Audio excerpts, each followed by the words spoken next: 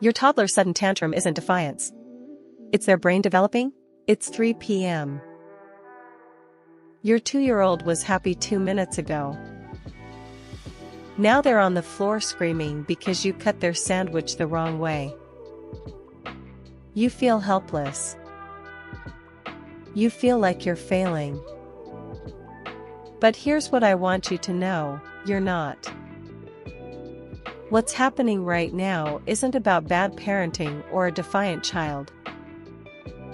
It's actually a sign that your little one's brain is growing in big, important ways. Tantrums at this age are totally normal. And understanding what's really happening inside that tiny head can change how you respond, and how you feel about yourself as a parent. So let's talk about what's actually going on during those tough moments, and what you can actually do about it. When your 2-year-old loses it, their brain is literally wired to do that right now. Their prefrontal cortex, the part that handles calm thinking and decisions, is still under construction. It won't be fully developed until their mid-20s. But their emotional center, the amygdala, is firing on all cylinders. So when your toddler gets frustrated, sad, or angry, that emotion is huge. It's the biggest feeling in their entire world. They don't have the brain development yet to think through a problem or calm themselves down. They just feel it intensely. It's like their little nervous system is saying, "I can't handle this." And because they can't access the logical part of their brain, they can't talk their way out of it. They can't reason with themselves. Their body takes over. That's a tantrum. It's not manipulation. It's not rudeness. It's neurobiology. Your child isn't trying to embarrass you. Their brain is doing exactly what it's supposed to do at this stage. Here's something that might surprise you: tantrums and meltdowns are actually different things. Knowing the difference can help you respond more calmly. A tantrum is usually a response to not getting what your child wants. Maybe they want that toy, or that snack, or they want to stay at the park. The tantrum has an audience quality to it. If no one's watching, it often stops. A meltdown, on the other hand, happens when your child is completely overwhelmed. They're overstimulated, tired, hungry, or flooded by too many sensations at once. A meltdown isn't about wanting something. It's about their nervous system shutting down because it can't process what's happening. During a meltdown, your child genuinely cannot calm down quickly, even if you give them what they want.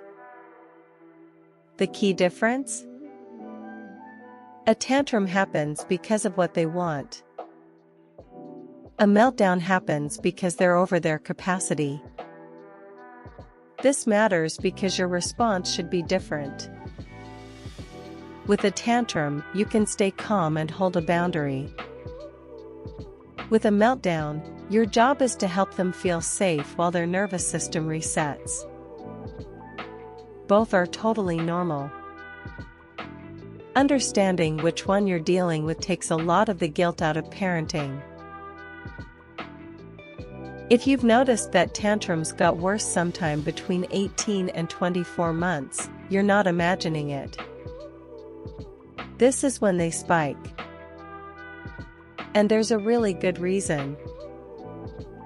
Around 18 months, your toddler's vocabulary explodes, but it's still so much smaller than what they understand. They know what they want. They can picture it in their mind. But they can't always find the words to say it. Imagine knowing exactly what you want, but not being able to tell anyone.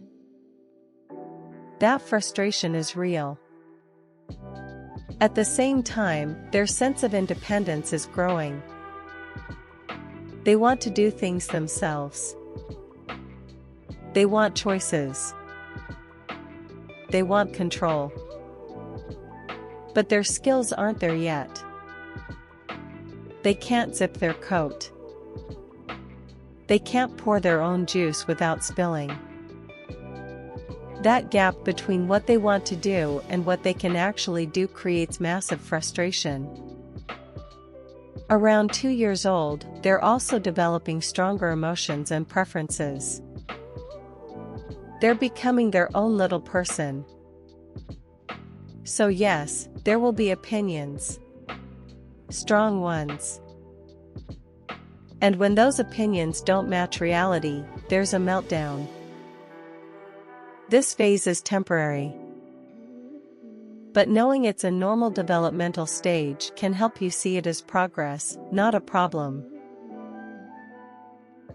Here's something that can genuinely change your day: learning to spot the signs of overwhelm before the meltdown hits.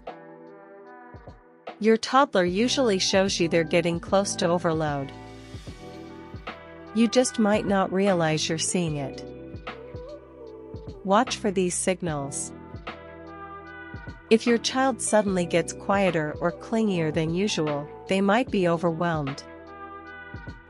If they're moving jerkily or seem clumsy, their nervous system might be dysregulated. If they're whining more than usual, or their speech gets more babyish, they're often telling you they're stressed. If they seem glassy-eyed or unfocused, they might be shutting down. Some kids rub their eyes, pull at their ears, or cover their ears when they're overstimulated. Others get hyperactive and silly in a way that seems off. If you're noticing your child is hungry, tired, or overstimulated from too much activity or noise, that's your window to act. You can prevent the full meltdown by helping them calm down now. This might mean taking a break, going somewhere quieter, offering water or a snack, or just pausing what you're doing. When you catch the overwhelm early, you're giving your child's nervous system a chance to reset before it completely floods. When the tantrum or meltdown is happening, your job isn't to stop it. It's to keep your child safe and help them feel supported while it moves through. Here are 5 techniques that pediatricians recommend. First, name the feeling. Even if they can't understand the words yet, say it. You're so angry. That's okay. I'm right here. This helps their brain start to organize the emotion. Second, provide deep pressure or gentle movement. Some kids calm down with firm hugs. Others respond to slow rocking or sitting quietly with you. Pay attention to what your child needs. Third, offer something to sense: water on their hands, a favorite smell, soft textures, or gentle music. Sensory input can help reset an overwhelmed nervous system. Fourth, stay nearby without forcing interaction. Your calm presence matters more than anything you say. You don't need to talk or fix it. Just be there. Fifth, wait for the reset. After the big emotion passes, your child's brain needs a moment to come back online. There's usually a few minutes of quiet or space before they're ready to reconnect. Give them that time. None of these techniques require you to be perfect or say the right thing.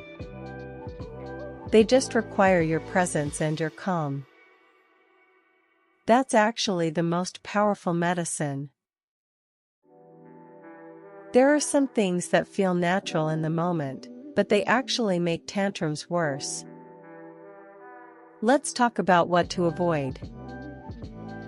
Don't try to reason or negotiate during the peak of a meltdown. Your child's logical brain is offline right now. Explaining why they can't have the candy won't help. It'll just frustrate you both. Don't punish your child for having feelings. Tantrums aren't naughty behavior. They're not something to shame. Putting a child in timeout during a meltdown or telling them they're being bad won't teach them to manage emotions. It teaches them emotions are something to hide.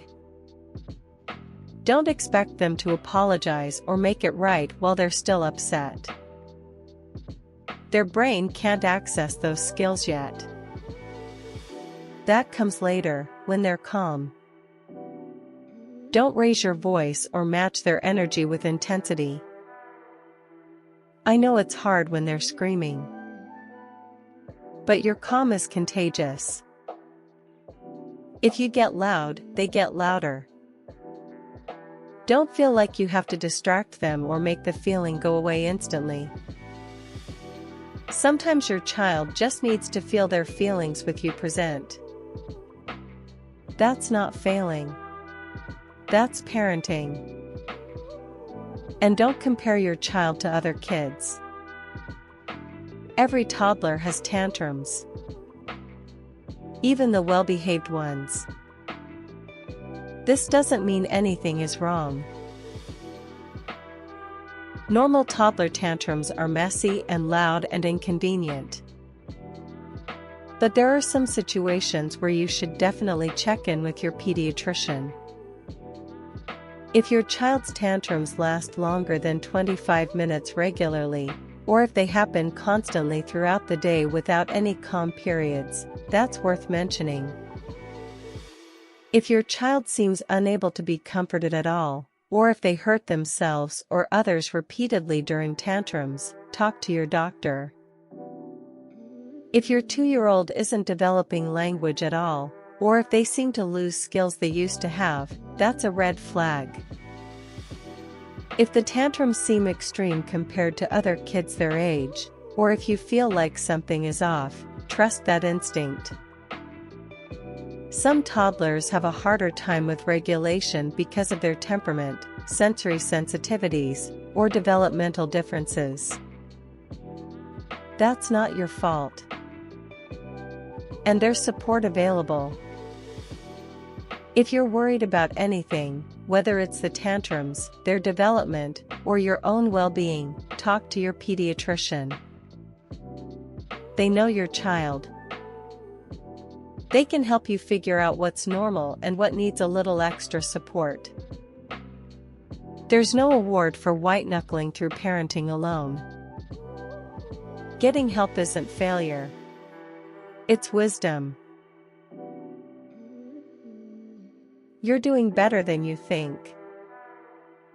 Those tantrums, those tough moments, they're proof that your child's brain is growing. You're not failing. You're actually doing one of the hardest, most important jobs there is. Remember, your calm presence matters more than perfect words. Your consistency matters. Your willingness to stay when things are hard matters. On the days when you lose your patience, you're still a good parent. You're human. Be as kind to yourself as you are to your little one. You've got this.